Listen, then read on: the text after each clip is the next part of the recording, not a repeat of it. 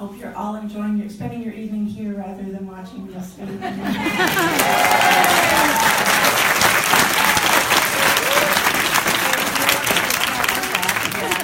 think everyone will be a lot calmer here in the television. And so the talk tonight is being brought to you by Indivisible and Minnesota's 3rd Congressional District, Indivisible MN03, and our group formed after the election to hold the Trump administration accountable and hold our local representative accountable. And so if you want to sign up for our newsletter, if you haven't done so already, you can. If you're not a Facebook person, that's a great way to keep on top of our events. And then also you can sign up for our More Than 50 campaign if you're a constituent in this district. And that's part of our efforts to hold Representative Paulson accountable.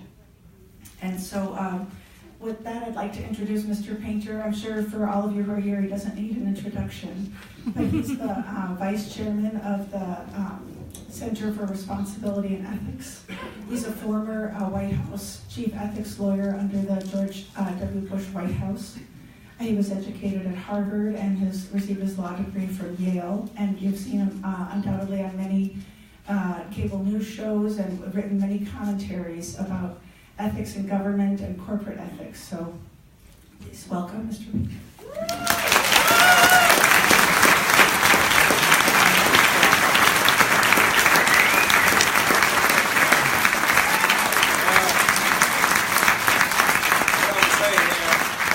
I got some competition tonight. Really. My student said he was going to go home and watch it and take just a tiny little sip of beer every time the president told a lie. He said, don't do that. At least you are going to be unable to drive a car after 20 minutes.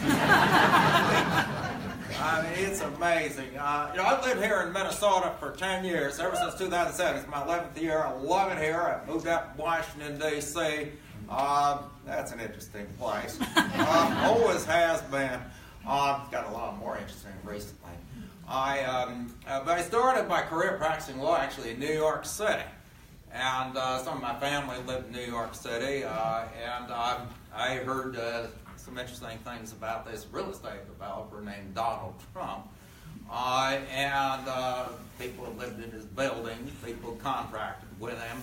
And then, of course, there were the banks. The banks who loaned him money. And then there were those bondholders. I just actually finished teaching that case yesterday. The Trump securities litigation. It's been in the securities law case books for 25 years. It's nothing new. It's a famous case from the 3rd Circuit Court of Appeals. $900 million worth of bonds that weren't paid off. The message from the court is that Donald wins. Why? The bondholders got exactly what they deserved because it was obvious that the deal was a ripoff. It was 90% debt, 90% debt on this deal. What was the deal? A casino down in Atlantic City that had been gilded up with a lot of fake Taj Mahal stuff. And it was already yielding 5% more than grade A corporate bonds, like giveaway, you're not going to get that kind of a return for nothing. Well, you take a huge risk, you take your chances. And that's what voters should have known in 2016. The handwriting was on the wall. We just simply didn't pay attention. Just like the bondholders who didn't read the prospectus, didn't look at the facts. This deal is a ripoff. And voters should have known that. And I spent a lot of time in 2016 trying to educate voters and explaining why Donald Trump was different than any other candidate that had ever run for either political party. And why Mitt Romney was right. No, not when he went to dinner with a president-elect for a State Department job. That Rex Tillerson doesn't even want anyway. But when Mitt Romney in June of 2016 made it clear that Donald Trump was a fraud. And I hate to say that about the President of the United States, but that's what people said in New York 25 years ago when I was practicing law there. and the banks didn't get paid back. There's one thing I know about bankers, whether they're in New York or in Minnesota, they like getting paid back. And if you don't pay them back, they don't loan you any more money. Well, now the question is, where does he get the money when the New York banks and the American banks, the British banks, won't loan him the money? Where is he getting the money? Russia. Well, we don't know. His tax returns will tell you some information about that, where the tax returns. He won't show them. Every other president has shown his tax returns since Richard Nixon. Yeah, I'm old enough to remember Richard Nixon. We've been through that. I'll get back to him later. But every other president has shown his tax returns, but President Trump will not. I don't know why. He said he would during the election, but now it's not going to happen. You'd find out something about where he's borrowing his money in the tax returns.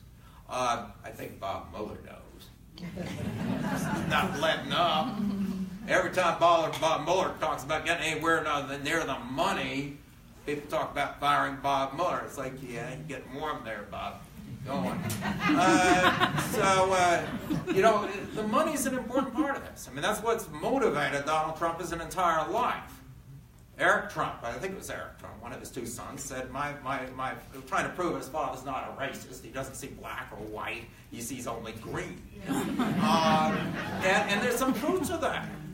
I'll tell you, when I was young in New York, we never imagined that he was an anti-Muslim. I mean, he had Arab sheiks and all in the Trump Tower and the rest of it.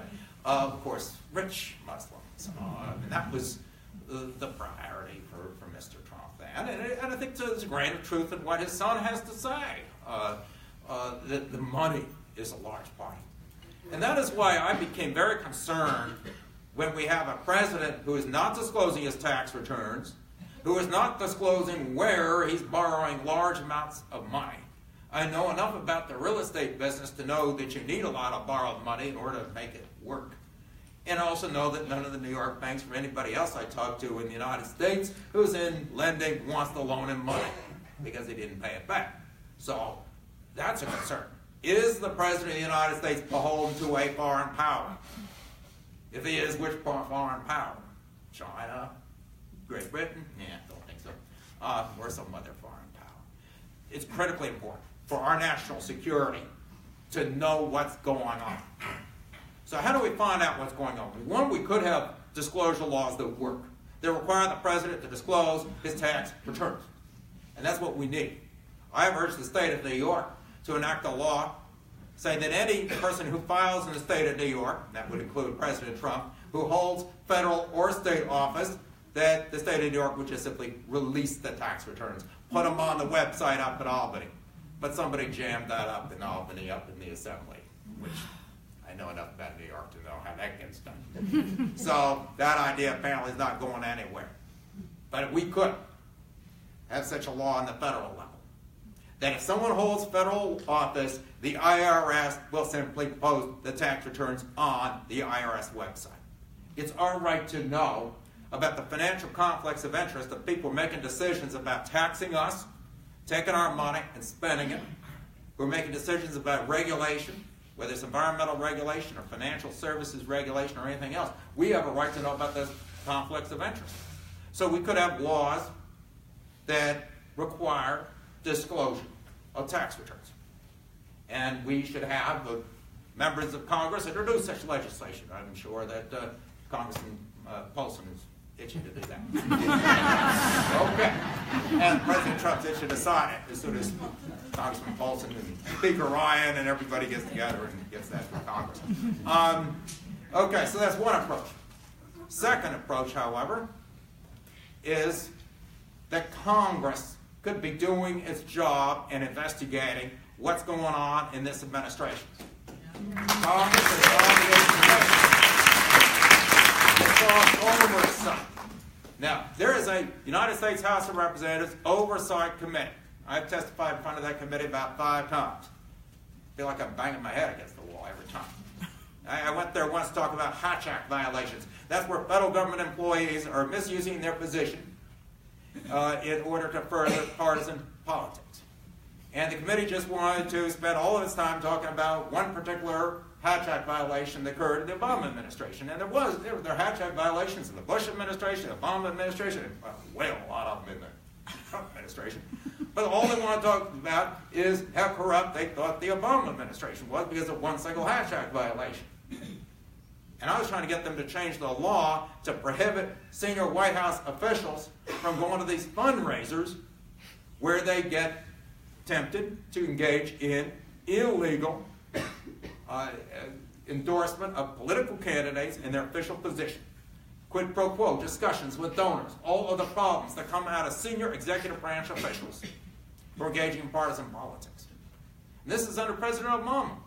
They didn't want to do it.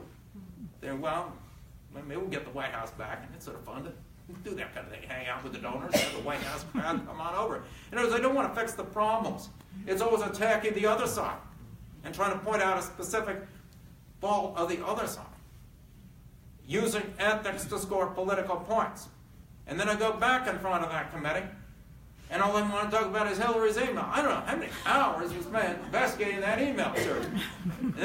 It was not a smart thing to do. I know that. I don't know why the State Department Legal Advisor's Office okayed it. They're the former dean of the Yale Law School running that. I mean, somebody should have said, no to Secretary Clinton, you should use your State Department email server. Why? Because if you use a personal email server, a bunch of idiots over in the House of Representatives are going to run around and send us a big national security crisis, and then the Russians are in it and everything else, and then they'll have the FBI coming along, and before you know it, they'll be screaming, lock her up, the Republican National Convention. If you said that to Secretary of State Hillary Clinton in 2009, she would have said, you're nuts. There's no way that the House of Representatives or the Republican Party will get that far off the rails over an email server. Oh yeah, oh yeah. So it was not a smart thing. But the hours and hours and millions of dollars spent on that. And then they get the FBI into it. Okay, now the FBI, if there is a risk that they had foreigners breaking into this email server, they want to find out if they did. And is there any classified information? Make sure it was protected. Okay, legitimate role of the FBI if you're worried about a private email server. But there was no precedent for criminal charges in that situation. I mean, I know enough about, I gave the lectures to the Bush White House on classified information. And I told people, you have to be very careful with classified information. You don't have stuff on personal email servers and all that. But I was well aware of the law. The criminal prosecutions are when there is intentional disclosure of classified information. That was not a case that it came anywhere close. So how we even got into that discussion, I don't know. And now we're talking about the FBI and what happened with the FBI in 2016. All I noticed was that Director Comey went out his way to criticize Secretary Clinton. I agree with some of what he said, but I don't think the FBI director should have been saying it. And the worst thing was a week before the election, that really stupid letter. We talked about, we found Huma Abedin's computer because they were investigating her husband for sexting minors. We're going to double check the Hillary Clinton emails. We're opening up the investigation again, and they pulled that stunt. So, to the extent the FBI was sucked into this, being used for political purposes, that was what was going on. You had that committee, the United States House of Representatives Oversight Committee, that's supposed to be exercising oversight over the executive branch. But what they were only really interested in was Hillary Clinton. They didn't care about John Kerry, Secretary of State for 4 years. Why? He'd already run for president. He's old news. They cared about investigating Clinton, even 4 years after she left as Secretary of State, and then they got the FBI involved. So what we have, we don't have oversight in the United States House of Representatives. What we have is politicized investigation, where they investigate what they want to investigate for their own political gain, and then try to get the FBI involved. And that's what they're doing quite successfully. And I think Director Comey, he fell for that. He's a good man. He should not have gotten played that way. And now they got an amazing spin on it. They got somebody at the FBI was somehow anti-Trump. I mean, I remember being on the television that week that letter was sent up to the Hill, week before the election, saying the FBI was about to throw the election to Donald Trump, and that's what happened. They were helping him to the extent they were making some bad judgment calls. And the idea is sort of this anti-Trump cabal or secret society in the FBI. I don't know where this is coming from, but we're going to get this Nunes memo. Okay, now what's the Nunes memo? Okay, now that's not the House Oversight Committee, that's the House Intelligence Committee, I guess. They're supposed to be making sure that we are being protected against foreign espionage and everything like that, and that our intelligence services are up to stuff. And that's what they're supposed to be. So this Nunes memo is going to apparently, well, we get it, or so I hear, attack FBI, career FBI officials for going and getting FISA, the surveillance warrants from a judge, to watch some people who are hanging out with the Russian agents. Now, there are civil liberties issues here. We dealt with this in the Bush administration, and we got ourselves in situations where they were, I'll just say short-circuiting the process on FISA warrants, and no one got upset on the Republican side of the aisle. Except for Forrest. I'm sure he was jumping. Okay. Yeah, right. So no one was getting upset about it. So we had a lot of issues with this in the Bush administration. And you got to make sure that the executive branch and the FBI is going through the process, dotting the I's, crossing the T's. But when you see someone who's hanging out with Al-Qaeda, hanging out with ISIS, or hanging out with Russian agents, you do go get a warrant from the judge to listen in on what they're doing. And if you don't want the FBI following you around, hello, Carter Page. If you do not want the FBI following you around, I got simple advice. Don't hang around Russian agents, particularly in the year when the Russians are trying to interfere with our presidential election. It's the kind of company you keep. I tell my middle school age kids, it's the company you keep. If you hang around with the troublemakers, the principal's going to be looking you over there. Yeah. That's what happened here. So we're going to find some attacks on the FBI for doing its job. And their job is to be protecting our country from infiltration from foreign agents. That's a very important part of their job. And the threats are, despite what President Trump says, not just coming from some particular Muslim countries that he wants to isolate for his travel ban or whatever, but from a number of other places, yes, including Russia. And Russia has been engaged in this type of conduct to destabilize Western democracies since even before the Russian Revolution in 1917. The czars were pretty good at it. And then the communists got even better at it. But the communists would play around on the left wing of the political spectrum. Now, I don't know a lot of people way out on the left wing of the political spectrum. I mean, I don't really look like that part, but whatever. I'll just say, you don't have a lot of them in the United States.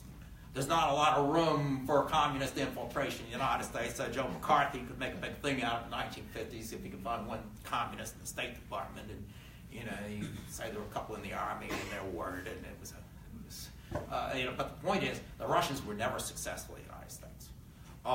Attacking democracy from the left. It worked in Europe sometimes, or enough to scare people, so they then go to the opposite extreme, which is what happened in Germany in the 1930s. So they're very good at destabilizing. But it never really worked in the United States other than our overreaction under the McCarthy period. Senator McCarthy being assisted, of course, by his top lawyer, Roy Cohn, who later became the lawyer for Donald Trump. Classic people, classic. But this is what the Russians have been up to. Vladimir Putin discovered there's a right wing of the American political spectrum. And there's a lot of action over there. And he discovered the Ku Klux Klan, the alt-right, racial hatreds, the white supremacy movement, conspiracy theorists on the right who would soak up fake news. It's amazing. You can put up a Facebook page.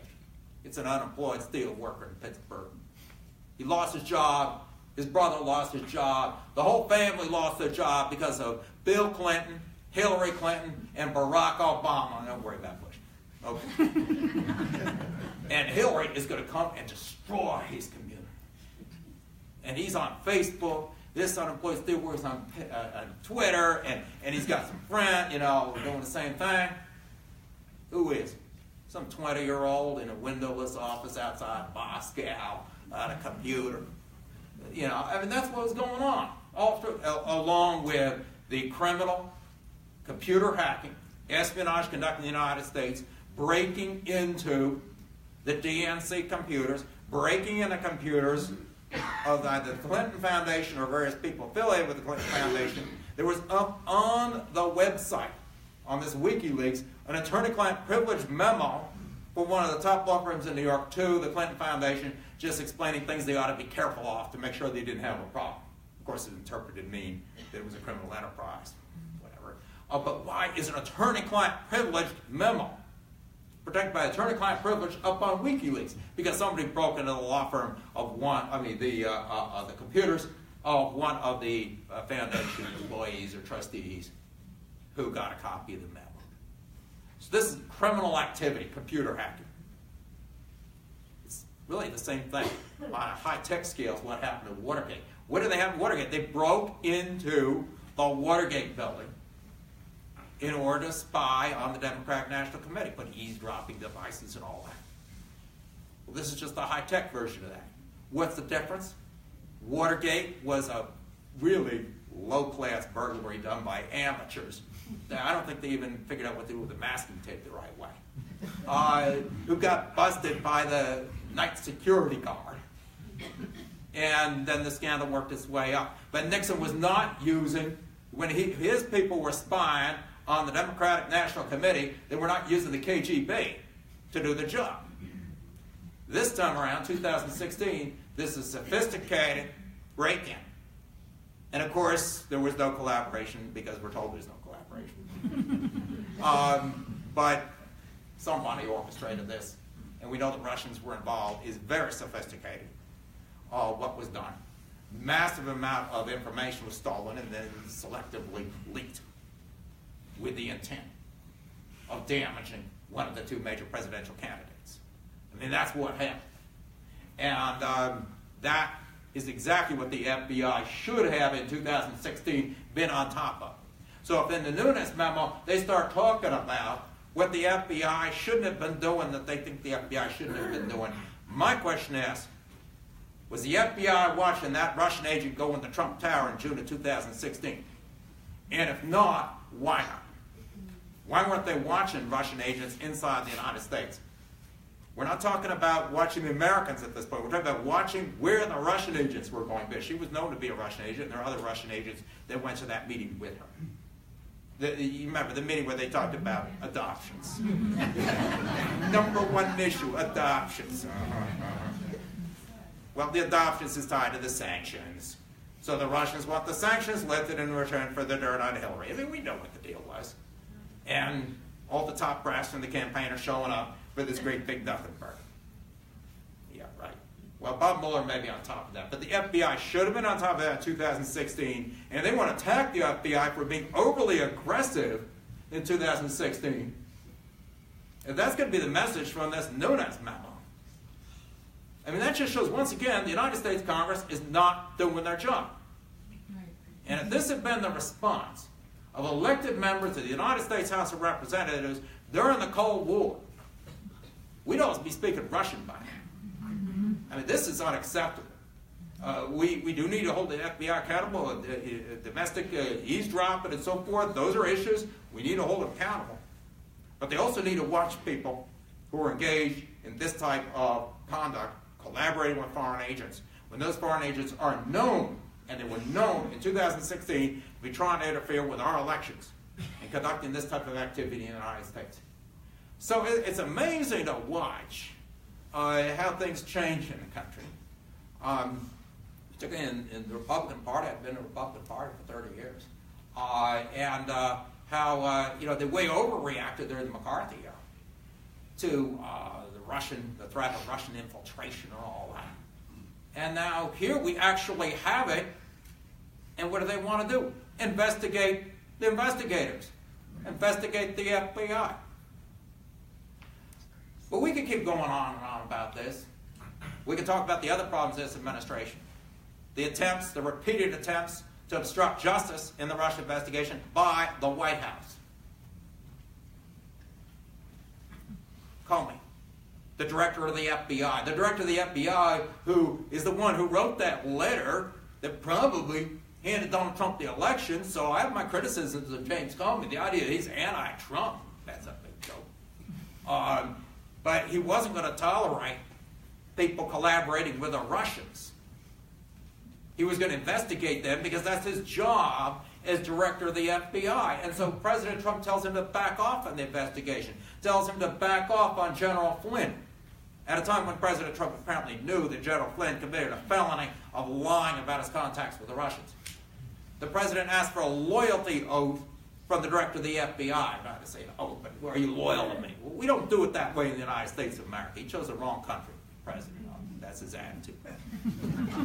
So James Comey fortunately did the right thing, and he went back and told his deputy, Mr. McCabe, about it. Mr. McCabe, yeah, he's a witness in an investigation. I mean, I'm a lawyer. I tell my clients, no, you do not retaliate against witnesses in investigations or fire them. Not a good idea. But they want to do what they want to do. So they want to show Mr. McCabe the door a month early just to make the obstruction of justice case that much better. Well, fine. More power to him. So bye-bye Comey. Then Rod Rosenstein, who is President Trump's appointed Deputy Attorney General, takes charge of the Russia investigation. Why does he take charge? Because Attorney General Sessions can't be involved in it. Why? Because Attorney General Sessions worked on the campaign and met with some Russians. He forgot he met with those Russians when he had a little conversation with Senator Al Franken. Just a little amnesia there about meeting with some Russians. And now we've heard about more Russians involving the Attorney General, so obviously he's got to recuse from the investigation. He's in the middle of it. He could be a subject of it. So of course he's got to recuse. He has no option. I don't care what spin they want to put on Fox News on that one. That's a no-brainer. There's no way the Attorney General can be involved in the Russia investigation without getting himself disbarred and maybe prosecuted. So he's got to stay away from it. So his deputy, who is also a Trump appointee, takes charge. The man who actually wrote the memo that trying to justify the Comey firing.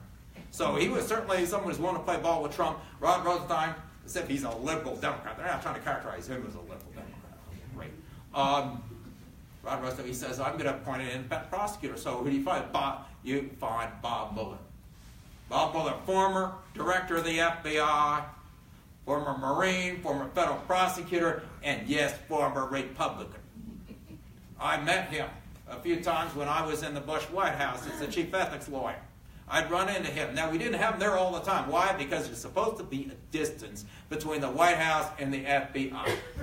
So no, the FBI director does not come over to swear loyalty to the president. You do not have the FBI director coordinate a lot with White House staff. So I would meet Mr. Mueller at social events. He wouldn't be coming over and talking strategy and legal strategy and how to investigate Hillary and, no, that's not the job of the FBI. But the notion that he is some sort of a left-leaning, give me a break. Just look at the guy. You don't want to mess with Bob. So now they're threatening to fire Bob Mueller all the time. And every week we got to go through this. They're going to fire Bob Mueller. We're going to have another Saturday night massacre, like when they fired Archie Cox. Trivia, they both went to the same high school in New Hampshire. Archie Cox and Bob Mueller. Better be the only thing they have in common. Better be the only thing. I'll tell you, Bob Mueller is actually a much stronger prosecutor. Archie Cox was good. He was a law professor. I'm a law professor. You don't want to put me in charge of prosecuting the President of the United States. Archie Cox is actually very good, but he asked for the White House tapes, and President Nixon said, you're fired. And then they got Leon Jaworski in there, who was actually an even better prosecutor than Archie Cox, who had been a good one. Bob Mueller is probably better than any of them. So, but every week we got to worry about, is Bob Mueller going to get fired? And I talked to my good friend Norm Eisen, who was the chief ethics lawyer for President Obama, and we do some of this stuff together, writing op-eds for the New York Times and the rest of it. He said, well, Norm, this is going to be the week. We're going to have Saturday Night Massacre. I said, well, we don't know. We'll talk on Thursday. And Norm is a conservative Jewish, so Friday night he shuts down at sundown, and he does not want to get on Twitter or email or anything I said, well, Norm, I think the White House knows that. So it's not going to be Saturday night mass, it's going to be Friday night mass. I said, Norm, you talk to your rabbi, you make sure it's understood. There's a Mueller firing. There's an exception. I mean, if Jerry could get an exception to go on Air Force One to fly down to Mar-a-Lago or whatever, I think that, so we got that worked out.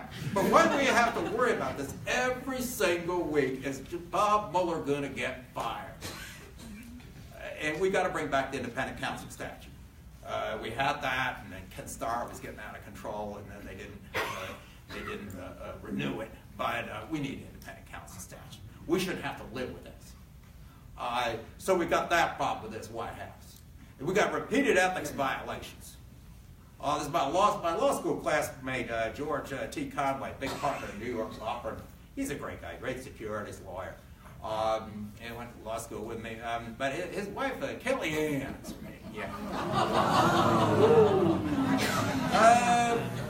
so we were talking to some of my law school classmates. You got to get her back to New York. Or New Jersey is where they live, actually, in New Jersey. A big $10 million place in New Jersey, another $10 million place down in Washington. But, it's just simple things that we would tell people in the White House. You do not, in your official capacity, endorse products. No, you don't do that. Okay, so Ivanka clothing. In official capacity, interview on Fox and Friends, you don't do it. Okay, well, she does it. So the Office of Government Ethics writes the White House, says she shouldn't be doing it. It's a violation. They cite the statute. What you got to do about it? And what does the White House write back to the Office of Government Ethics? They write back, well, we don't think the rules, those particular rules apply to the White House staff. They apply to everyone else in the government, but not the White House staff. And then the ethics, the guy who calls himself the ethics lawyer in the White House, signed that piece of, there's no way I would have sent a letter like that to the Office of Government Ethics. If I had, President Bush, they would have fired me on the spot. You have the White House ethics lawyer writing the Office of Government Ethics saying the rules don't apply to the White House staff. It's just ridiculous. So that's the message. And then apparently Kellyanne went back to see the president, he high-fived her, and that was it. Until she's shown up in the White House lawn.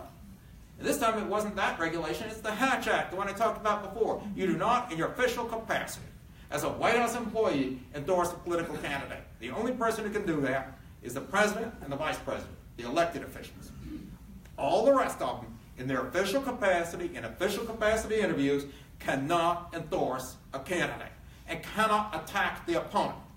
So you don't stand on the White House lawn and attack Doug Jones in the Alabama Senate race and endorse Roy Moore. So I started landing on her like a ton of cracks. I said, look, you want to endorse your favorite pedophile for the United States Senate. You're on your own lawn, carry your own sign, and don't wear your White House badge. But you stay off that White House lawn if you do it. And that's the Hatch Act. That's Hatch Act in a nutshell. And so a complaint was filed against her, and then she filed the Hatch Act again a couple of weeks later. And it's like it never stops. She's not the only one. We have a whole bunch of them are completely out of control. Now, some of them we got rid of. Remember that weirdo Sebastian Gorka? Well, apparently there's a police station in Hungary that has a wanted poster for him. So he's wanted for trying to incite some violence over there in Hungary. So I suggest an extradition hearing. That might solve that problem. He's apparently writing for Breitbart News. Well, we all know what happened with Steve Bannon, who got booted out of the White House last August after that Charlottesville thing, which is really the most intense expression of racism we've seen in America in a long time. And the President of the United States is not able to condemn the KKK and the Nazis? I mean, give me a break. And Bannon, and it's his people who are pushing the President to say some of the things he did. So I would spend a lot of time going on the telly, really hammering with Bannon. You got to fire the guy. Everyone else starts saying you got to fire. So eventually, I guess for whatever reason, they decide to fire him. So he goes over to Breitbart News. He's been supportive of the president. He came with that Roy Moore idea, which the Democrats now are very grateful for. The guy in the cowboy hat and the cowboy suit, and boy, give me a break. But now he's got a falling out with President Trump over this book. And so, we're going to see where that all goes. What else do we have going on? The financial conflicts of interest are enormous in this administration. The president's financial conflicts of interest is not just about Russia. He's got investments all over the world. And he does not tend to invest in democracies. I'm not sure he likes democracies. He invests in countries that are either under totalitarian government, or if they're democracies, they're moving in the direction he sort of likes. The Philippines, Turkey are two countries which could have a democratic system that's working, but they're not moving in the direction I like. I'll just put it to you that way. These are hot spots in the world. He has a lot of investments there. That's a conflict of interest for the President of the United States. And the example I use is, where would we have been in World War II if President Roosevelt, like a lot of rich Americans, a lot of wealthy Americans, had investments in Germany in the 1920s and 1930s. And there's a book on the law firm I worked for, Sullivan & Cromwell in New York, that was headed up by John Foster Dulles, and they had a Berlin office and doing a lot of deals, and Americans were putting money over there in Germany, and they didn't want to have to pull their money out just because there's this a totalitarian government, we'll live through this Hitler thing. And, that was the attitude with a lot of well-to-do Americans who had investments over there. Where would we have been if President Franklin D. Roosevelt, who was also a very rich man from New York, had a Roosevelt Tower in Berlin, another one in Frankfurt, and a $300 million revolving line of credit from Deutsche Bank? That would not have been a good situation as Europe moved into war, and then we had to decide what we were going to do and how we responded to the Japanese attack. And this is not safe to have a president with those types of conflicts of interest. And this president says, because I'm president, I can't have conflicts of interest. No, he is not above the law. And if he doesn't get that point, we have another body called the United States Congress that is supposed to explain it to him. And that means Congressman Paulson. You got it. And the Constitution also provides that Congressman Paulson and all the other members of the House of Representatives are to be up for election every 2 years. And if they don't get the point, then you have to make it even clearer. Right? So everyone has a role in this Constitution. It's not just the President of the United States saying, I'm above the law. I, the President, have no conflicts of interest because I'm President. Sorry. That's what the so-called Tea Party was all about. We didn't want a king. We wanted a president who works within a constitutional system. He doesn't get it. The House and the Senate explain it to him. And there are a range of ways that can be done, up to and including impeachment. They don't do their job, which they aren't. They have not been bothering to do their job. Then you have that conversation with your congressman. And then you have the conversation again in November. You've got Congressman Paulson. I used to live in Edina. Great place. I moved over to Mendota Heights. My kids were going to school over there. I live in Mendota Heights, which is another wonderful place. I get Jason Lewis. Oh, man. Eric Paulson, he's a Boy Scout. Very Tom Evers, a Boy Scout. Very Jason Lewis.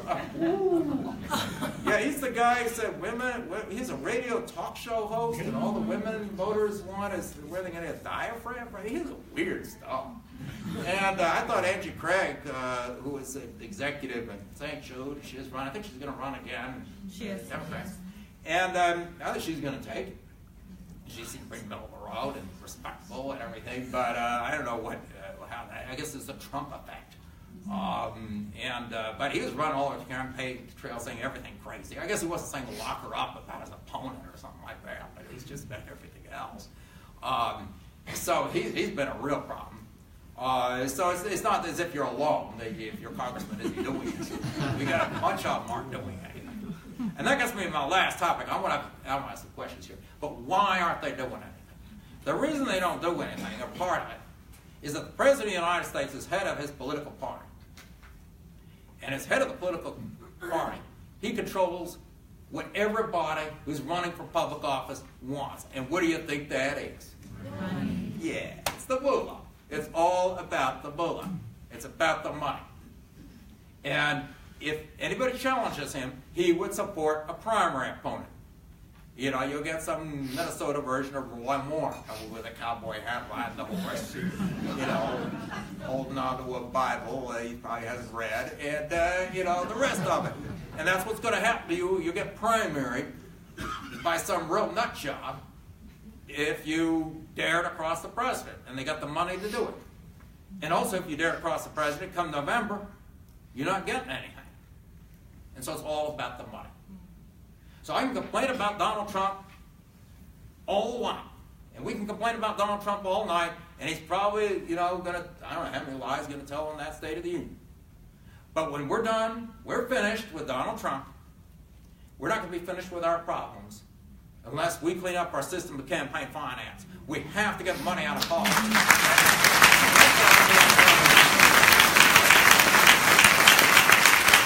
That got us into this mess. It's got us in a lot of other messes. We have both political parties are dependent on enormous amounts of money coming in from super PACs, PACs, 501c4 organizations, which are these darker money organizations that could be getting money from anywhere in the world in any currency, including rubles. We don't know where the mullah's coming from. And they can say anything they want about a political candidate right up to the eve of election because they have the First Amendment free speech right to do so under the Citizens United case. And you know, I wrote a book in early 2016 about this called Taxation Only with Representation. And this is ridiculous, that we have First Amendment rights for these entities and we don't even know who's bankrolling them. And it could be Vladimir Putin, it could be some sheik in, you know, in Saudi Arabia, it could be the person next door, you don't know. And yet there's a free speech right to pour endless amounts of money into these organizations that are going to run mostly attack ads directed at candidates they don't like. Our democracy is at stake here. We are going to lose it if we don't fix the system of campaign finance. And we need to fix that. The American Revolution is about getting other countries out of our business so we can run our own country. And we wouldn't have powerful corporations like the East India Company, which would bribe half the members of the House of Commons, running the show and then coming over trying to have a lot of tea there in Boston with a big taxi. They heat that right into Harvard. But we're going to go right back there. And whether it's Russia, or whether it's China, whether it's some other country or multinational corporations, or people right here at home. And we've got some players right here at home, the Koch brothers. Yeah. You know, who really are intent on environmental policies that put our planet at risk. Very, very clear that that's what they want. And they are adamant about dumping money into politics and opposing any effort to fix campaign finance reform. I went out to South Dakota and we persuaded voters to pass a ballot measure for campaign finance reform. What did the Koch brothers do? They dumped a lot of money into the legislature and got it overturned in the legislature. That should have been a constitutional method. That's the way you do it the right way. So they've been fighting this every step of the way on campaign finance reform. And then there's the Mercer family. You know, they fund all the white nationalism and all the really whack jobs. Enormous amounts of Mercer money going into 501c3 charitable groups here, charitable, like the Heritage Foundation, and various other think tanks. And then going to 501c4s, these dark money groups that talk about candidates, and then going into political campaigns themselves. And now they want to drag the churches into all this. Now this has been going on for a while. That the churches, we get some of them getting sucked into this game. It's amazing because I Christian go to church, take my kids to Sunday school, and I don't know. They've been talking a whole different Bible. They're reading some other book, the King Donald edition. I don't know what it is. But that's been going on for decades. They're trying to use religion to politicize. So you know, there's a lot going on here in terms of our campaign system that's not working. But a lot of it's about the money. We got to get the money out of politics. So that's my motto here that we got to have going forward. You know, is no PACs, no super PACs, no Russian agents. That's the way to run a campaign. I want to hear from you. I want a discussion going on here about what are we going to do to fix this system. I'm just curious about the ethics of turning the State of the Union into a fundraiser for Donald Trump. He can legally do it because he's president. The Hatch Act does not apply to him. And so he's doing it. He's going to do everything he possibly can under the law, and then some, even that which is prohibited under the law. In this one, the President of the United States, he gets up there, and he's trying to ratchet this up, and he's going to get the right lines, and then the Republican National Committee, by the way, they still got me on the email list. They say, "Dear Richard, we miss you. Are you still supporting me?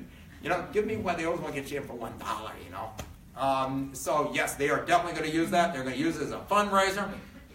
It demeans the State of the Union. And that's all I can say. Disgusting, but legal. Attorney General Sessions has said that he doesn't see any need for the Justice Department to do special surveillance against the possibility that the Russians will interfere in the 2018 congressional elections. Is there any statute that he's violating when he says that there's no need to investigate? And can the FBI start doing surveillance independent of whatever Sessions says? I think they could do some surveillance independent of what he says. I thought he was recused from the Russia investigation. And, the 2016 Russia investigation. Well, guess what? They're still at it. Yeah, they want to come back for more. They want to play the same game. So why is he saying that? He's saying that because he thinks the Russians are going to take his side this time around. So we've gotten to the point where we're not only willing to take all sorts of campaign money from people like the Koch brothers and from the Mercers. So you got people who want to destroy the environment. You got racists. Just as long as they're billionaires, they're great. And they got that guy Wynn, who is a sexual assault. Yeah, he's great. He's a great friend because he's rich too. But we not only have this, but if the Russians are on our side, then that's great. We aren't going to investigate what they're doing, even though what they're doing is clearly criminal activity. So, first of all, the FBI should pay absolutely no attention to what Attorney General Sessions says from that. One, he's recused already from the Russia investigation, and that includes the ongoing criminal conduct of the Russian agents inside the United States, as well as some people outside the United States. Second, there is the Hatch Act. You cannot use your official position to influence an election. And he's getting real close to that. Very, very close. I think he better lay low on that one. So if Mueller shows that there is obstruction of justice, so tell us what the next step would be to eventually have Trump removed as president. Well, I think that there are two standards for obstruction of justice. One is, and a lot of the Fox News people want to hear, of course, what the criminal standard is, and they also distort the criminal law on Fox News. But I will say the criminal standard to prosecute for obstruction of justice is going to be a higher bar than that which than the House of Representatives could apply in deciding whether to impeach the President of the United States. And if you're going to prosecute under a criminal statute, you're going to need to show intent. You're going to need to show the actual act of obstruction.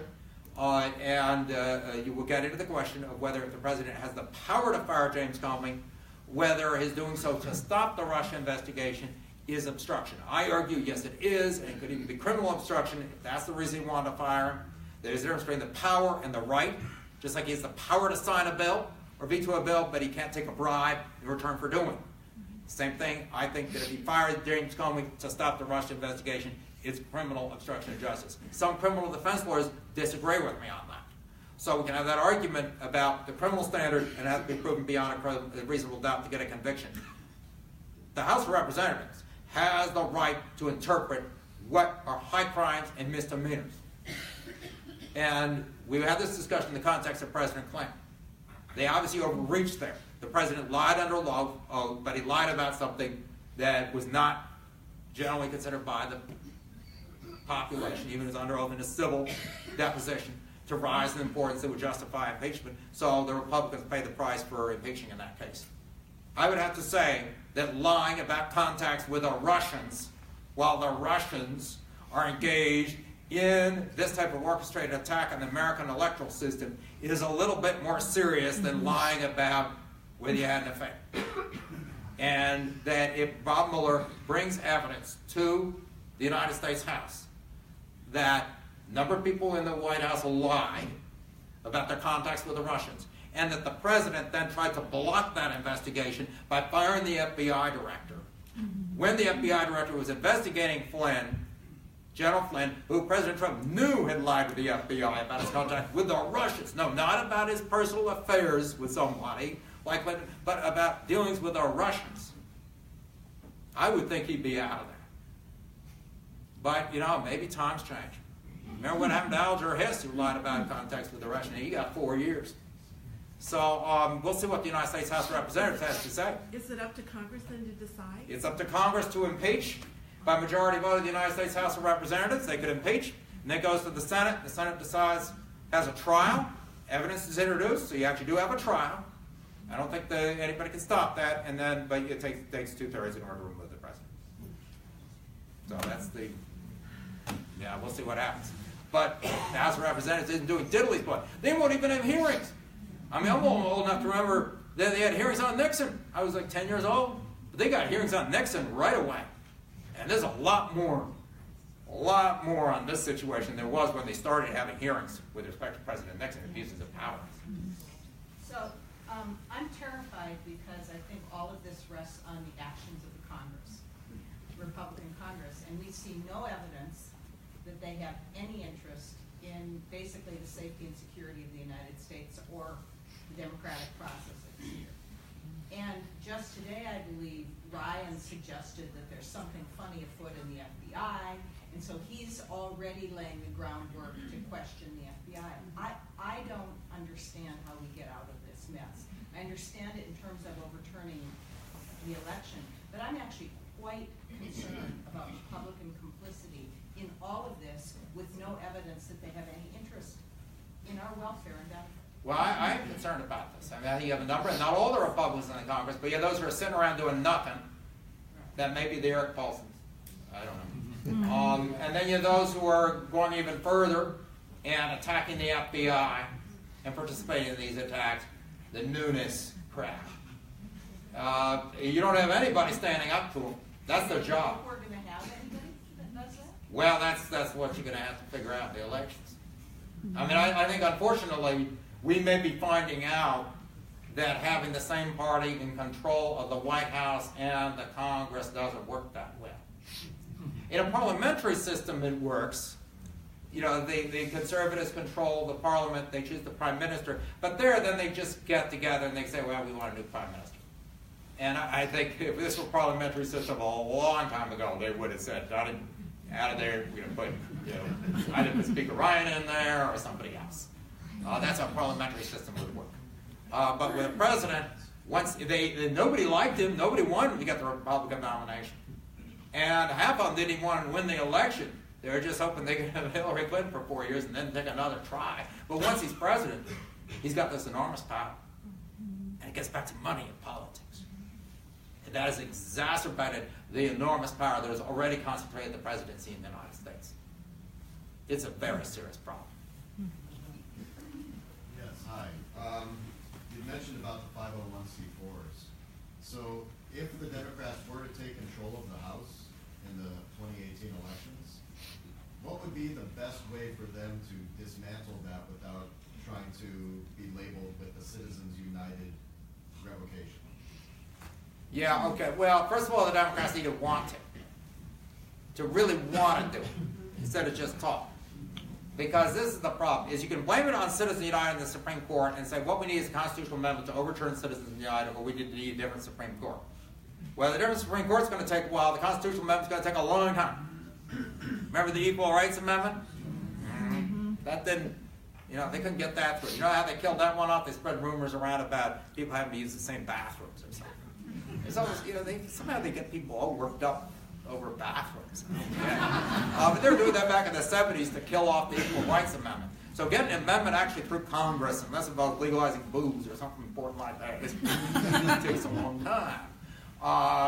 And so the problem is that the Democrats are just going to talk about constitutional amendments in the Supreme Court, or they're going to talk about the other things we would do while we try and explain to the Supreme Court that they have engaged in, yes, judicial activism, but getting into an area that's none of their business. What can we do? Disclosure. President Obama called for disclosure rules right after Citizens United was decided. More disclosure about where the money's coming from for these 501c4s. And I would add 501c3s. Yes, charitable organizations. And above a certain amount. Yeah, it's nobody's business if I give a few $1,000s to the Episcopal Church. Okay, it's nobody's business. If I give $100,000 or $150,000 and I want to take a tax deduction on it, Yeah, I think that should be public. And if I want to give it to some so-called church that really is a campaign organization for some right-wing lunatic, that ought to be publicly disclosed too.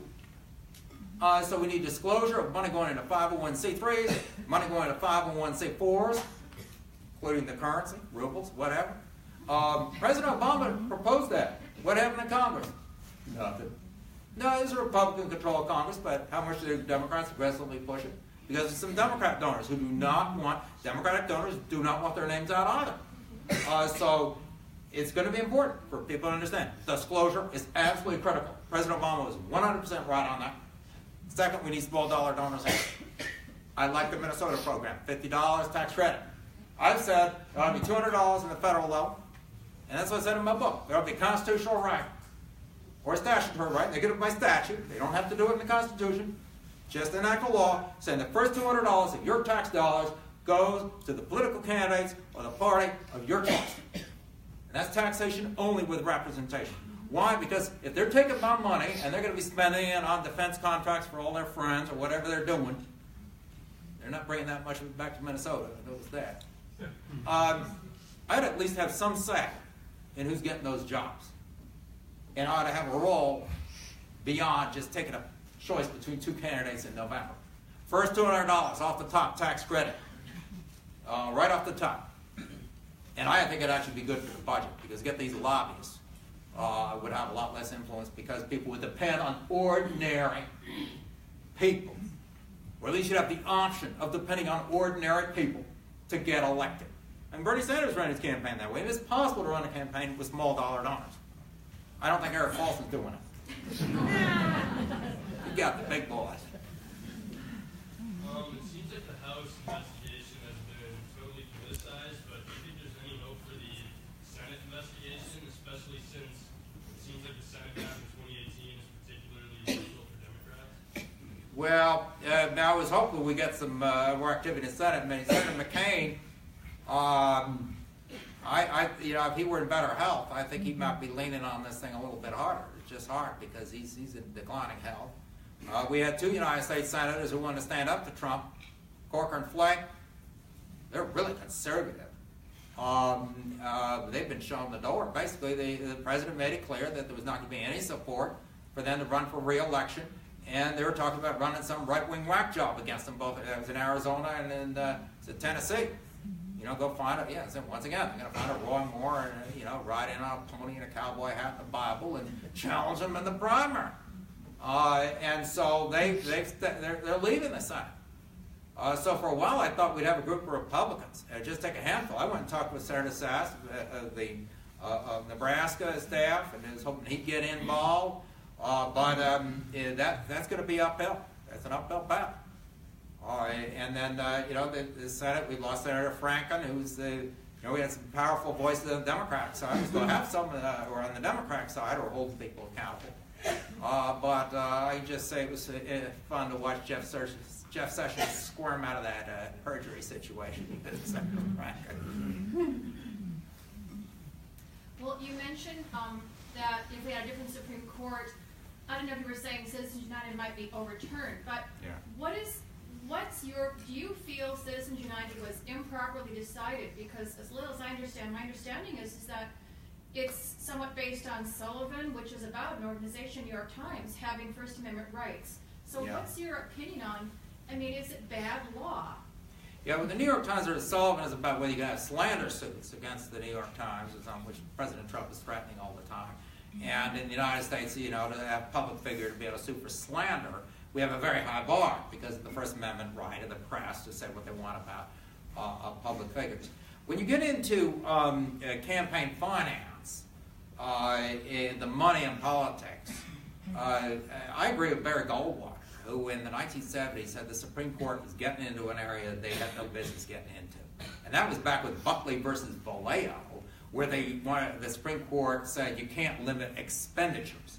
So in Buckley versus Vallejo, they said that expenditures by campaigns, how the money's spent, there's a First Amendment right for campaign. We weren't talking about these 501c4s, right? But campaign to spend as much money as they wanted. But what you could regulate is money coming in. to the campaigns. That was Buckley versus Vallejo. Even Barry Goldwater and many people said the Supreme Court should get out of this area. That in campaign finance, it's not like New York Times versus Sullivan, which is about can you publish an article about a public figure without getting sued for slander. It's about the money. It's about financial transactions. Money coming into campaigns, money going out the door, and can there be any regulation on what comes in, what goes out?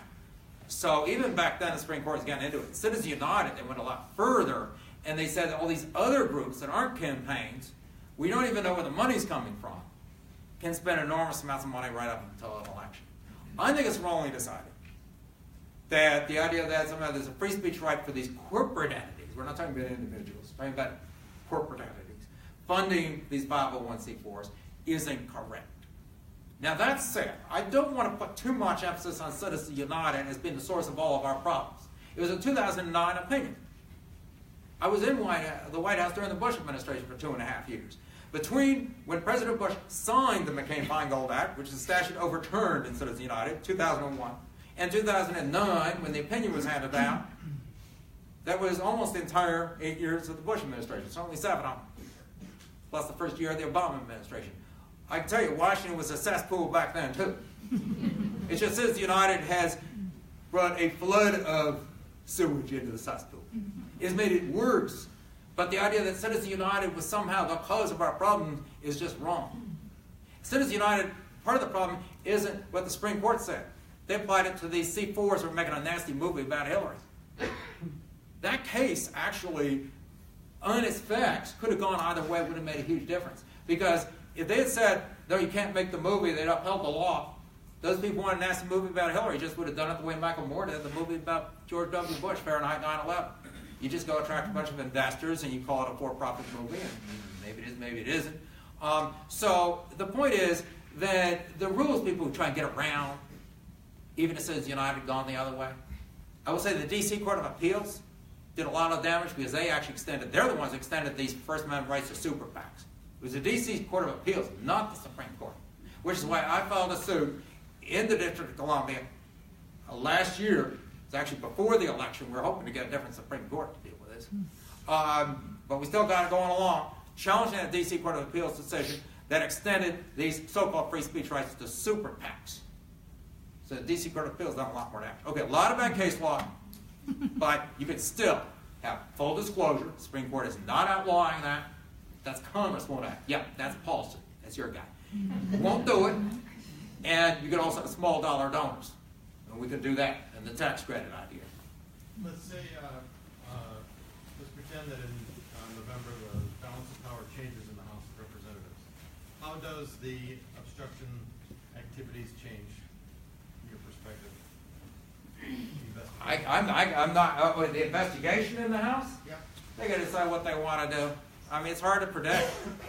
Because I got to say, sometimes Trump, he's a walking, talking DNC ad. I mean, they like him more than Pence. Pence would just be a sigh of relief. I mean, he's nutty on his views and some things. I mean, it's weird, particularly anything having to do with, the part of the Bible he obsesses on, which has to do with sex, I guess. But, he's weird. This, I can't be alone with a woman who's not my wife. Whatever. But after Trump, he would be considered, like, okay, things are calming down. He's not tweeting all the time. He's not, he has a decent haircut. I mean, so that's Trump. I still don't know why the Republicans don't want to get Trump out of there. So the first issue is, the Democrats really want to get rid of Trump. Or are they just going to, they get in control of the House of Representatives, they're just going to toy with him for 2 years and have some fun and try and convince him that, playing golf for the next 2 years is better than prison, and they got to give them something. I don't know what they're going to do. That's the problem. I'll tell you what I would do. I'd look for a way to show Pence the door, too, but anyway. So what is the plan that you and Norm have for if Mueller is fired, and what can we do if he's fired? Well, Mueller's fired. The United States House of Representatives Judiciary Committee and the Senate Judiciary Committee ought to immediately have a hearing to investigate obstruction of justice. Of course, I think they ought to be doing that already. but I think that's going to be a justification for going fast track toward impeachment of the president. Because we do have a dangerous situation with Donald Trump that I don't think we probably would have with Mike Pence, is that sometimes he talks like a dictator. He talks like he doesn't respect the First Amendment. He doesn't respect the freedom of press. We've never had a president attack the press like this. We never had a campaign where there's been such visceral attack on the press by people campaigning for the top office in the United States. It happened in the presidential election in 1932 in Germany, not in the United States. We have his attacks on people because of their religion. We have attacks on judges, Mexican judge and all that business. I mean, he does not respect the constitutional system. So he takes that step of firing Mueller. I think it's time to bite the bullet and get him out of there because it's a dangerous situation. Do you think the Republicans will in the House? Well, you never know. A lot of them are saying, don't do it. They're warning him, don't do it. But, we reach a point where you got to say, I don't get it with the Republicans. Why not go with Mike Pence? I mean, why not do that for 2 years? He's got to quiet things down. And, he's got problems, but there's some containable problems. And half of it's his wife's problem, I guess. But it would be a breath of fresh air, that's all I can say. But, related to all of these questions, how close do you think we are to a constitutional crisis? every time he tweets, I think we're going to have a constitutional crisis. And then he just ignore his tweets, but then the White House says they're official tweets. I am worried about this guy. I am very worried about him. And I think if he fired Bullard, it would cause a constitutional crisis. I think the Republicans are telling him that. So they don't want to say anything publicly. But I think there's a message. There may be a message, although it may be being sent by the Senate more than the House from some of the senior Republicans, that there's only so much they got to tolerate. And he fires Mueller or something, he's going to be going over that line. I think it's a very dangerous situation. Last night, Carl Bernstein was saying that he was calling last night the Monday night slaughter, and feels that last night was such a turning point and such a colossal deal with all this memo stuff and everything that was going on last night. And I'm wondering what your thoughts are on, do you see this as a particular turning point? Because every time he opens his mouth, I think it is a turning point, right? Well, yeah, and then we So I ignore it, can't we tell put up anymore. with it. And this is what happened. I think Christopher Wray, the head of the FBI, who I understand is a good man. I mean, he's very well respected. He is, he's got to be willing to walk. He's got to say, I'm out of here, Mr. President. He is being humiliated. The FBI is being humiliated for simply doing their job of protecting the United States against the Russians.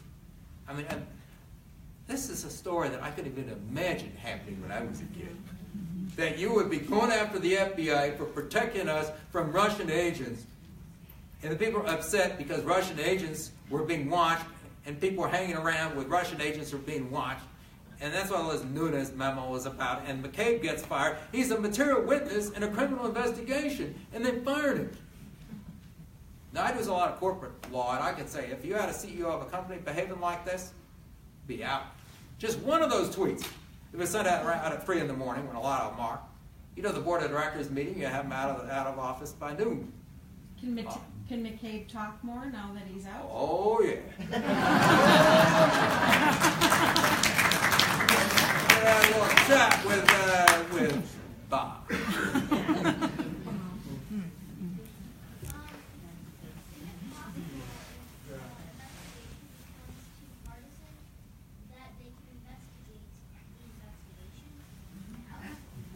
Oh yeah, can they investigate the investigation? That's exactly what they want to do. So you are one step ahead of the game. If you don't like the investigation, investigate the investigators. And that's exactly what they'd like to do. That is what Chairman Nunes wants to do with the House of Representatives Intelligence Committee. Instead of worrying about the Russians or even collaborating with the Russians, let's investigate the people who we're investigating. Now, who benefits from that? Vladimir Putin. That's who they're working for.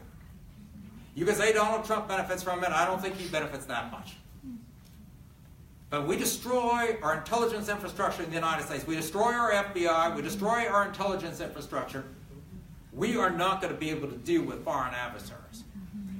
Because so much of what goes on in terms of attacks on the United States is in counterintelligence and intelligence and spying and espionage. So when we investigate the investigators, we're destroying our own country. And that's what's going on here. So, yep, sorry to tell you. But as soon as you turn 18, you get out there and vote.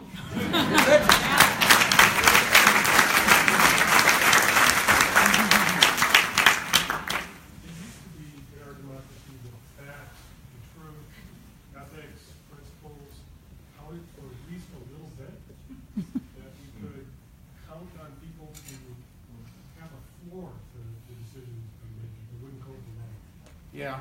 I fear that even talking about getting the money out of politics, we train the politicians so that the truth doesn't matter anymore.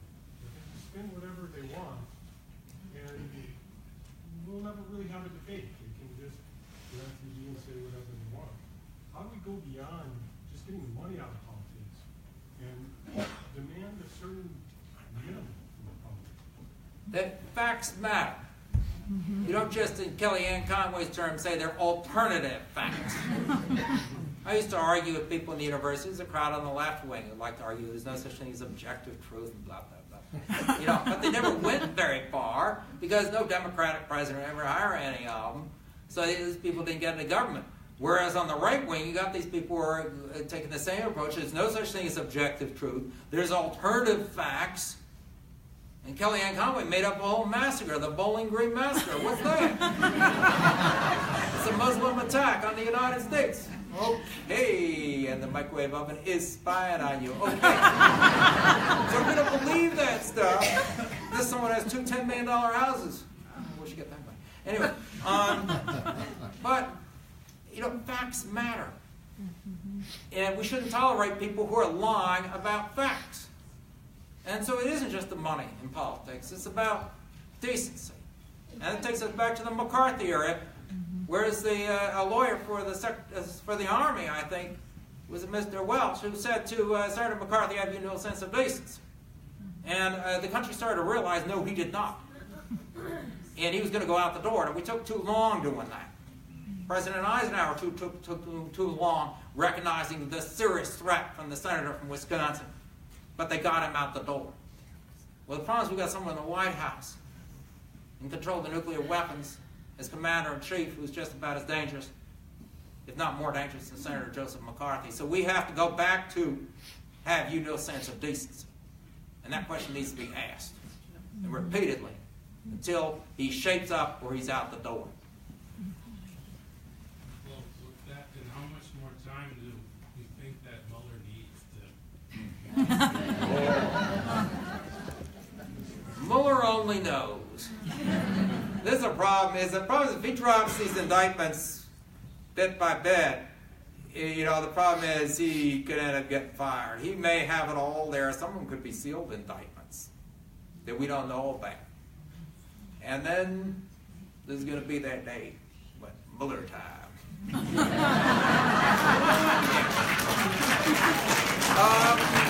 But he's aware of the risks. That if he can't be giving the news media a new indictment every week or two, or he's not going to last. They're going to fire him. By the way, we got another investigation going on with Mr. Schneiderman, the Attorney General of New York. I think he's got copies of some of Mueller's stuff, just in case there's a firing. And oh, by the way, crimes committed under the laws of the state of New York cannot be pardoned by the President of the United States. Nice correctional facilities in New York. What's the status of the emoluments lawsuit? Well, there are three of them. Yeah, 3 suits over the president taking payments from foreign governments in violation of the United States Constitution. It's so-called emoluments clause. It's based on the Latin word emolumentum. They spoke a lot of Latin those days, so they used that word for these profits and benefits. It means profits and benefits. If they drafted the United States Constitution when I was growing up in Illinois, they would call it the Payola Clause or something else like that. But it's the same concept. Is we do not want anyone holding a position of trust with the United States government who is accepting any profits and benefits from dealings with foreign governments.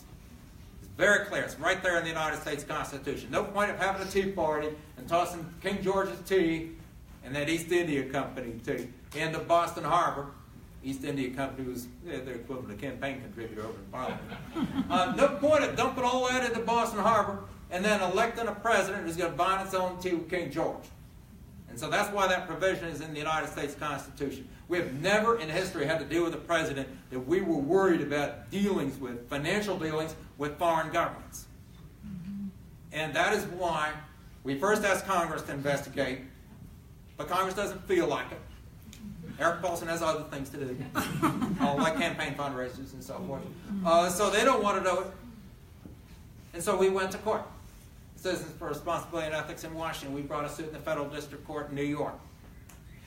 Then another lawsuit was filed by the Attorney General of the state of Maryland and Attorney General of the District of Columbia saying the same thing in Maryland. Now they have a little better argument maybe for why they ought to be in court. I mean, our case was dismissed by the federal judge in New York saying we didn't have standing to be in court. Now we're going to appeal that to the Court of Appeals in New York. But down in Maryland, the Attorney General of the state of Maryland has a whole different argument on his standing. What they're saying is, hey, wait a minute. The Constitution, it's a deal between the states and the federal government. Maryland is one of the original countries that adopted the Constitution at the time the Emoluments Clause was put in there. The original states. And it's a one-way. You're in, you can't get out. We've argued over that in the Civil War, right? So Maryland gives up all this power to the President of the United States, including the power to be sending agents in there and rounding up immigrants, all the stuff they're doing. Which, by the way, they don't have all the powers they think they do. But putting that aside, the President of the United States should uphold his end of the bargain. He shouldn't be taking money in violation of the Constitution from foreign governments. That's an important clause of the Constitution. So there's that lawsuit in the Federal District Court in Maryland. Apparently the judge seems to be sympathetic to it. There's some, the oral arguments just the other day. Then there's a third lawsuit brought by members of the United States House of Representatives and the Senate who say the Emoluments Clause says that in order to take these profits and benefits from foreign governments, you have to get the consent of Congress. He never asked. President Trump could have gone to a Republican-controlled Congress and said, I want permission to take profits and benefits from dealing with foreign governments. The Constitution allows him to do that. He didn't do it. Why? Because they might have said, which foreign government? Can we see the tax returns? Can we get a sneak peek at the tax returns? He didn't want to go down that road. So he never asked Congress. We have a group of congressmen and a group of members of Congress, a group of senators who is problems are all Democrats. Not a single Republican, I think, was willing to join that lawsuit. Eric Paulson's not on it. You got better things to do. So that's the problem. But there are 3 lawsuits. And we'll see how the judges handle all 3 of them. That's where they stand. But we shouldn't have to be going to federal court to do it. Congress should be doing their job. They should at least have a hearing and say, Mr. President, bring the records of the Trump Organization into the hearing room, open the books, we're going to take a look. They could be doing that right now. But they are. Bob Mueller's in there, I'm sure. Of course, every time he gets a little too close, they start talking about firing him, but he's still in there. But Congress, they don't care. They're too busy raising money. If Mueller is fired, is he free to go public with what he knows? Some not. Generally, an investigator should not. We're working on a criminal case. Be going public in the middle of a criminal investigation. But remember, the Attorney General of the state of New York probably knows a good chunk of what Bob Mueller knows. I think he's backed this situation up. Do you see any possible scenario where Trump could actually end up in prison? The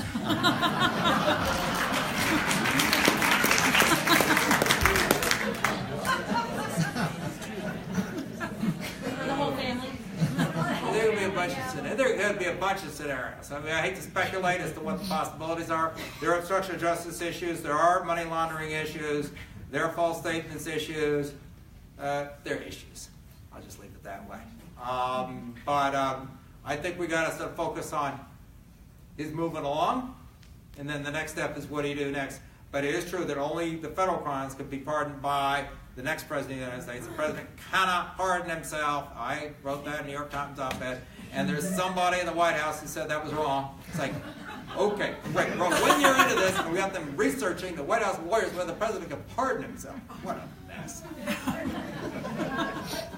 can talk about Mueller and Trump all we want, but it still leaves 40% of our neighbors and fellow country people who don't seem to have any problem with this. How do we communicate this in a way that doesn't just turn them defensive? And how do we get in front of their faces more than Fox News? Well, I think you're going to break up the group of people, you know, take the 40% or, you know, that's it. On a good day, he's got the approval rating of 40%. We've never had a president with it dropping this quickly, this fast. But, you know, you got people who say they generally approve. Now, those people happen to feel emotionally sort of very adamant that he's great, as opposed to, yeah, I approve whatever. So you may not be dealing with as many people who are very adamant about it. But that's, you know, depends from state to state. And the question is, why do people feel this way? You're going to have people who are just adamant on one issue, and they just care about one issue. And if he's going to deliver on that issue, then that's it. In other words, it is critically important that I should be able to have as many submachine guns in my basement, and nobody knows about them. And that's the number one issue. And even the cops can't tell, and even if I, you know, go a little wacko there, I ought to be able to keep my submachine guns. You know, you got people that way about the Second Amendment who take it to an extreme. You know, I think there's some middle ground with respect to gun rights. But some people don't feel that way. So if President Trump appears to deliver better than the Democrats on that issue, then they don't care about any of this, because all they care about is a gun.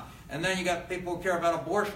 And then both sides of the abortion debate use it as a litmus test. I criticize Democrats for not being willing to run a pro-life candidate in some states where there's just no way you're going to win with a pro-choice candidate unless the Republicans go out and find some child molester or something. It does happen.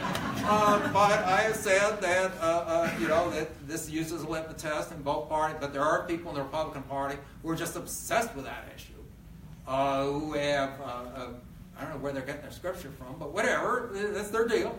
And that's a, you know, no matter what, they will support Trump over abortion. And then you get these preachers who say, he gets his mulligan, whatever that means. Yeah. I thought that was like a term of golf, a do-over golf. But in other words, you can do whatever you want, but you get a fresh start. So you've got to take these groups of people and talk their language. Talk to people who are evangelical Christians, say they support President Trump, and say, what's really in the Bible? Let's read a Bible. Let's look at it. Yeah, after you spend some time trying to find the abortion passage, and we can't find it, let's talk about some of the other stuff that's actually there. How do we treat foreigners, strangers in our land? What does it say about that? The poor. How do we treat other people? How do we treat women? Is this president conducting himself in a Christian way? So that's one group. Talk to gun owners about, well, you know, what if this man is in control of the army? Who's more likely really to want to come really take away your guns? Someone with this man's attitude? Or some Democrat who may be talking about, well, gee, crazy people should have a background check before they buy a gun. I mean, where's the real threat? So talk to people in their own language as best you can. What you don't do is say, oh, you're stupid. That reinforces it. And, you know, you don't go to fundraising and talk about the deplorables. Yep, we learned that. Even though, yep, there's a deplorables out there. With the, looking ahead with the efforts at voter suppression and purging voter rolls, can you talk about how important it is to, for us to get our fellow citizens to vote? Absolutely critical. Everyone's got to vote. And we've got to get out there and vote. And make sure other people understand that they need to vote, that it's important to protect their own right. There are a lot of people being intimidated, you know, particularly in the Hispanic community. Gee, if you show up to vote, if you're here illegally, but if you're voting, oh gee, they may be following you home and find your friends who aren't, and all that kind of stuff. There's a lot of fear, particularly with all these immigration raids going on, and a lot of fear in the Hispanic community. Reach out to people and tell them how critically important it is to play their role in the American democracy. We're a country that welcomes immigrants. I don't care what President Trump says. We're a country of immigrants. We have been a country of immigrants ever since the Mayflower showed up. Yeah, they came without permission, spoke a different language. But we have had immigrants for almost 400 years. And our most recent immigrants are welcome. Those are United States citizens, should be showing up and voting. But as I say, there's a lot of intimidation out there. A lot of people want to just keep their head down. And that's not the way to protect a democracy. Recently, we've been talking a lot about Mueller and everything else, but something that would help with the elections would be elimination of gerrymandering, blatant gerrymandering. Now, there have been some court cases lately that have postponed or threatened to keep the obvious partisan lines that are in place. How do you see that playing out? Well, I think the courts ought to intervene on that, but we'll see what the Supreme Court does. Minnesota's bad. There's some problems here, but it's not like Pennsylvania. In Minnesota, they did things like some sort of kids. They said, okay, well, Keith Ellison, they're going to give him part of Edina, and believe it or not, there are a lot of people in Edina who really detest Donald Trump and who really detest the religious right. And so when you take that part of Edina and you put it in Keith Ellison's district, that's no problem for Keith. He can march in the Edina parade and everything and throw candy at the kids, and everything's cool for Keith, and he's fine with it. But what it means is, if you take a slice out from Eric Paulson, it's going to be that much harder. Because Edina is one of those places you might want to go to say, hey, it's time for change. Particularly if you have Democrats have a credible candidate who's respected at the business committee. So gerrymandering, you got a little of this going on in Minnesota, people playing games with the map. And I won't say who's at fault for doing what, but Pennsylvania, I was born in Pennsylvania, Philadelphia. My family lived in Pittsburgh for a long time, although my great-grandmother actually grew up here in Minneapolis before she moved east, 1884. Pennsylvania, where my family's from. Take a look at the Pennsylvania district. They got one of them looks like a rabbit jumping out of a hat. Here's the rabbit, here's the hat. It's like not a normal hat. It's a hat with it's like a clown hat. These districts don't make sense. I put up on Twitter, I said, okay, here's a math problem for math geniuses. Figure out the area in square miles of the Pennsylvania 8th Congressional District or something. You can't. There's there's so many different, there aren't sides. There are curves and twists and turns and weird. This needs to stop. And it is a way to ghettoize the minority party, stick them in a particular place where they are going to be able to choose their people. And yes, they're going to be even more liberal if they happen to be Democrats in Pennsylvania. So this is going to be very liberal Democrats who are representing those districts, who then, by the way, will be ineligible to run for Senate because they can be too far to the left. So there goes your competition in the Senate races. And so you're going to squeeze all the Democrats into these districts and then have these other Republican districts. It's terrible for both parties. It's undemocratic. The example I use is, what if you try to get around Brown versus Board of Education by drawing school districts that way? And you said, oh, our response to Brown versus Board of Education, here's one school district, here's another, and they look like those, all the African Americans in one. The court will strike that down in a minute. And yet we allow, once someone becomes 18, we're going to basically be forcing people to vote in different groups. And a lot of those districts, some of them are based on race. I mean, it's a very, very offensive thing. Just have 5 more minutes. So how do we deal with Eric Paulson? We have tried to talk to him, and obviously he's not listening. You're a 501c4 group fully protected by Citizens United. Well, I don't know. I mean, what do you do if somebody's not listening? You do that? I don't know. I mean, I think at a certain point, what's the Constitution say? Now you got to get some candidates to run against them. So you got the Democratic Party, You got the Independence Party, maybe they got somebody. You got to find a good candidate. So the Democrats and the Independence Party, someone's got to come up with a good candidate, then he's not doing his job. So then that's what The comes. message is he's not doing his job. And that's what message are we gonna? The message is, in this situation, we have a constitutional crisis going on in this country. The House of Representatives has a responsibility under the Constitution. This is not a monarchy. This is not a dictatorship. This is a representative democracy. We have a presidency that is more powerful than was ever contemplated by the founders, by the way. If you go back to what they were writing at the time of the founding, about what they intended the president to be able to do. An extremely powerful presidency. And this president is not respecting the bounds of the law. And if Congress doesn't do its job, out they go. And I'm going to have to say the same thing to Jason Wilson.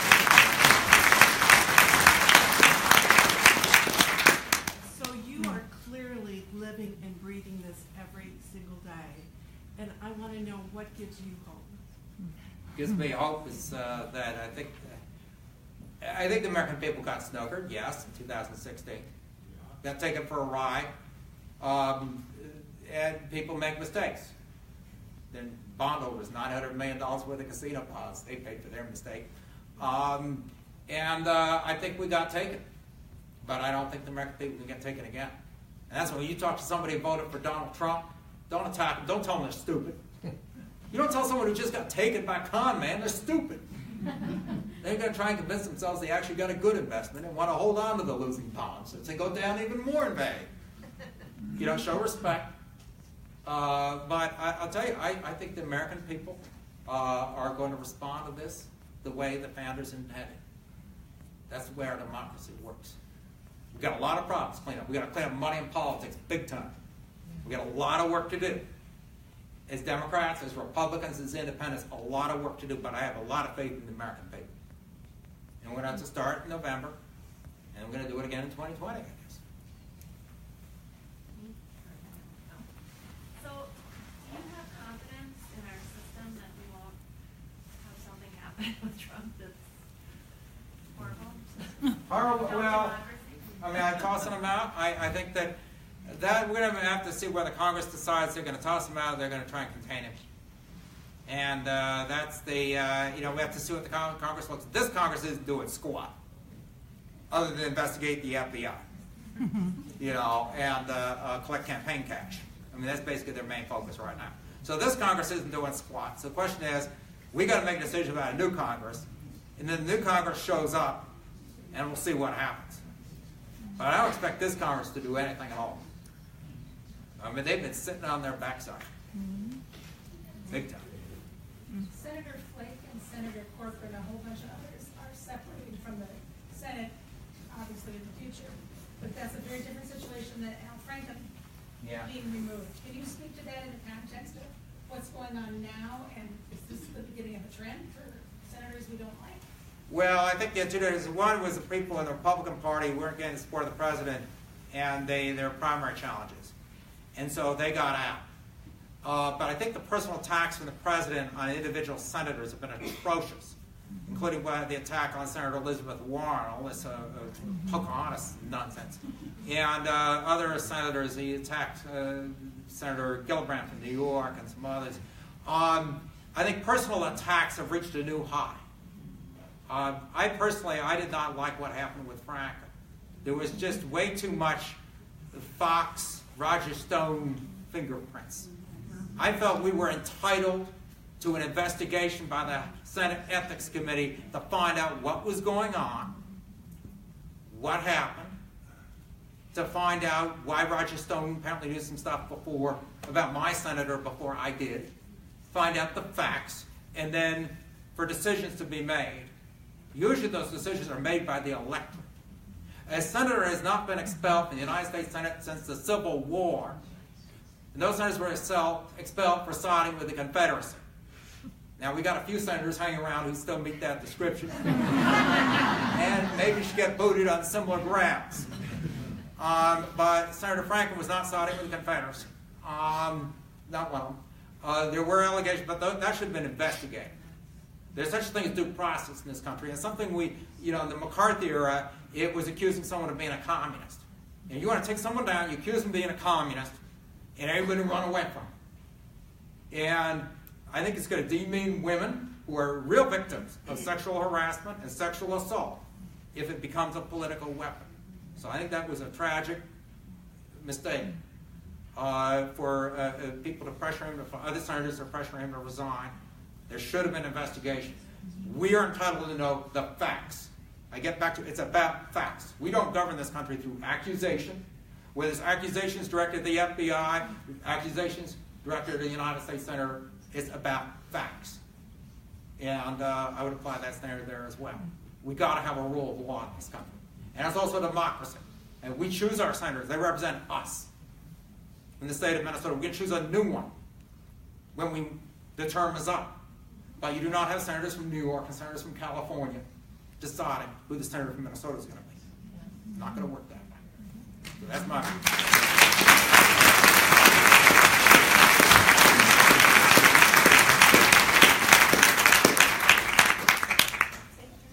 Yeah, all right. Okay, when's the State of the Union now? I think my student may drunk himself under the table. Thank you so much. Thank you.